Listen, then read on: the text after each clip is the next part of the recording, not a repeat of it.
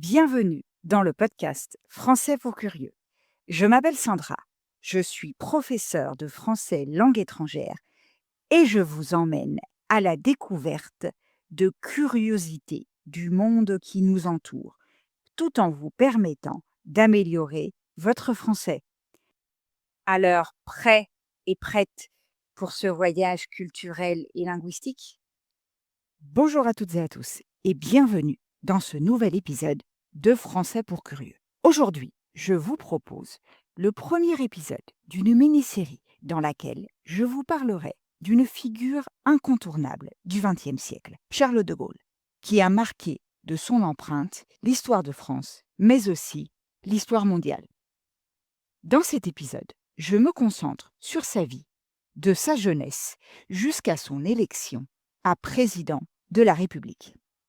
Avant d'entrer dans le vif du sujet, je vous rappelle que si vous voulez bénéficier de la transcription et d'autres activités, vous pouvez vous inscrire à l'Expresso ou au Cappuccino Curieux. Comme d'habitude, un peu de vocabulaire utile afin de mieux comprendre l'épisode que vous allez écouter. Restreindre, c'est limiter, réduire la quantité ou l'étendue de quelque chose. L'infanterie, ce sont les soldats qui combattent à pied, par opposition à la cavalerie. Une idée visionnaire, c'est une idée novatrice, originale, qui anticipe l'avenir et les changements à venir. La débâcle, c'est un effondrement soudain, un désastre, souvent utilisé pour décrire une défaite ou une situation qui échoue complètement. Exhorter, encourager vivement quelqu'un à faire quelque chose, pousser à l'action avec insistance. L'aura, l'impression ou l'atmosphère particulière qui entoure une personne ou une chose, souvent liée à son charisme ou à sa réputation.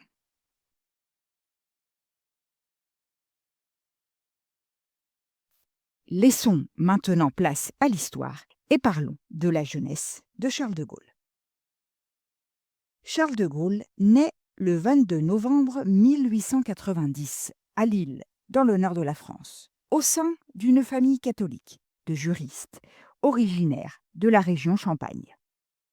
Élevé dans le culte de la grandeur nationale, le jeune Charles reçoit une éducation rigoureuse et patriotique.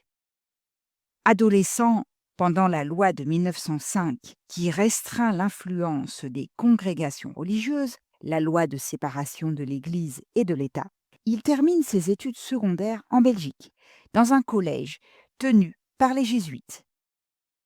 Passionné par l'histoire de France et la stratégie militaire, dès son plus jeune âge, il choisit très tôt de s'engager au service de son pays. En 1908, à 17 ans, Charles de Gaulle intègre l'école spéciale militaire de Saint-Cyr, la grande école de formation des officiers de l'armée française. À sa sortie, en 1912, il est affecté comme sous-lieutenant au 33e régiment d'infanterie à Arras, où il sert sous les ordres d'un certain colonel Philippe Pétain, qui deviendra plus tard le chef de l'État français sous l'occupation à Vichy. Lorsqu'éclate la Première Guerre mondiale, le lieutenant de Gaulle se distingue par son courage sur le front. Il est blessé à plusieurs reprises et fait prisonnier par l'armée allemande en mars 1916, lors de la bataille de Verdun. Pendant sa captivité de plus de 2 ans, il tente de s'évader à 5 reprises sans succès, tout en organisant des conférences pour remonter le moral de ses compagnons prisonniers. Ces années d'emprisonnement laissent en lui un sentiment d'impuissance amère, mais renforcent sa détermination et son désir d'action pour la France.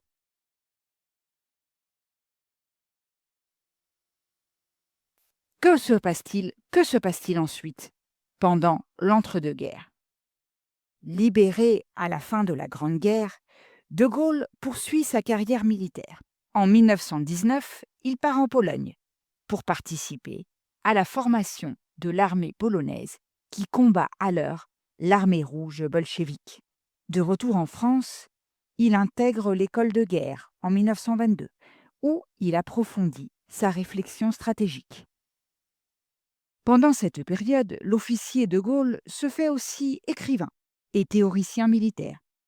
Il publie plusieurs ouvrages de réflexion, dont Le fil de l'épée et Vers l'armée de métier, dans lesquels il préconise la création d'une armée professionnelle et la modernisation de l'armement, notamment une force de chars d'assaut. Ces idées visionnaires, prônant l'utilisation massive des divisions blindées, sont ignorées par le haut commandement français de l'époque, mais elles annoncent ironiquement la stratégie victorieuse qu'emploieront les forces allemandes en 1940.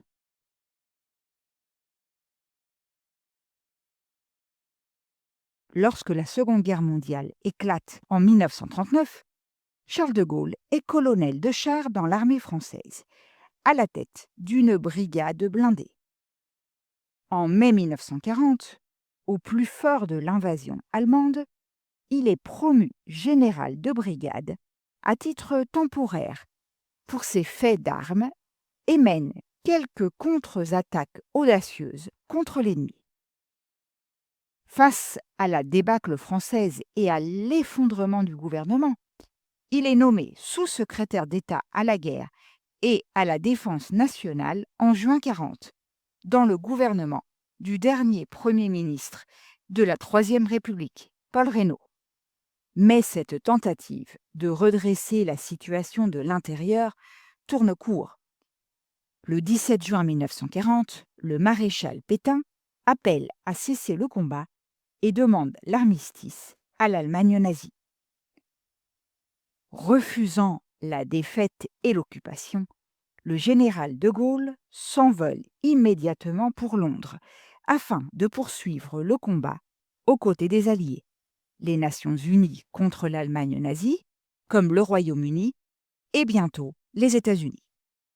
Le 18 juin 1940, depuis les studios de la BBC à Londres, Charles de Gaulle lance à la radio un appel resté historique, connu sous le nom d'appel du 18 juin. Dans ce discours, il exhorte les Français à refuser la capitulation et à continuer la lutte contre l'occupant nazi, où qu'il soit. Ce message ardent fait de lui le chef de la France libre, le mouvement de résistance extérieure soutenu par les alliés britanniques. Winston Churchill, le Premier ministre britannique, reconnaît officiellement De Gaulle comme chef des Français libres dès le 28 juin 1940, lui apportant un soutien crucial. Pendant toute la guerre, le général s'attache à rallier à lui les territoires de l'Empire colonial ainsi que les réseaux de la résistance intérieure, le mouvement clandestin de lutte contre l'occupant en métropole.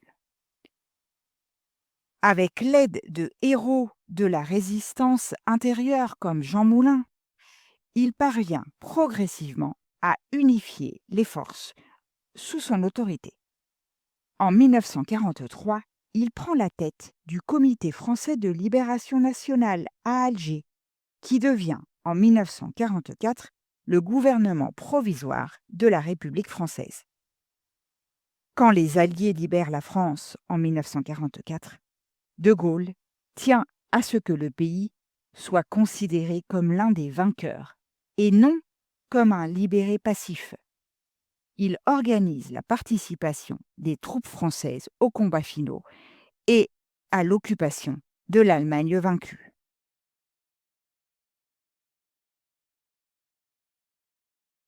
Dans l'immédiat après-guerre, Charles de Gaulle conserve un immense prestige auprès des Français, mais il se retrouve sans fonction officielle. En 1947, il crée un mouvement politique, le Rassemblement du peuple français, pour tenter de réorienter la politique du pays selon ses idées. Le RPF connaît un succès populaire rapide, près de 40% des voix au municipal de 1947, et forme une opposition déterminée au régime parlementaire de la 4e République naissante. Cependant, refusant de s'allier durablement aux autres partis ou de jouer le jeu parlementaire, De Gaulle finit par dissoudre progressivement ce mouvement. Dès le début des années 1950, il s'éloigne de la scène publique et se consacre à l'écriture de ses mémoires de guerre, où il relate son expérience de la Seconde Guerre mondiale et affine sa pensée politique. Cette période de retrait volontaire durera jusqu'à ce qu'une nouvelle crise nationale le rappelle au pouvoir. La crise survient en 1958 avec la guerre d'Algérie, conflit sanglant qui oppose la France aux partisans de l'indépendance algérienne. En mai 1958, l'instabilité ministérielle chronique de la 4e République et l'insurrection des Français d'Algérie plongent le pays au bord du chaos. Beaucoup de responsables politiques estiment alors que seul le général de Gaulle, l'homme du 18 juin, a l'autorité et l'aura nécessaires pour éviter la guerre civile et trouver une issue. Cédant à la pression, le président de la République, René Coty, fait appel aux plus illustres des Français, je cite, pour former un gouvernement de salut public. Charles de Gaulle accepte de revenir aux affaires. Le 1er juin 1958, il devient président du Conseil, chef du gouvernement, avec les pleins pouvoirs pour 6 mois, votés par le Parlement. Aussitôt, il entreprend de doter la France de nouvelles institutions stables. Il fait rédiger une nouvelle constitution qu'il soumet directement au peuple par référendum. Le 28 septembre 1958, les Français approuvent massivement, à plus de 79%, la constitution de la 5e République, marquant la fin de la 4e République parlementaire. La 5e République, c'est-à-dire le régime politique instauré en 1958, est toujours en vigueur aujourd'hui en France. Et elle renforce considérablement le pouvoir exécutif et le rôle du président de la République. De Gaulle en est le principal architecte et en devient logiquement le premier président.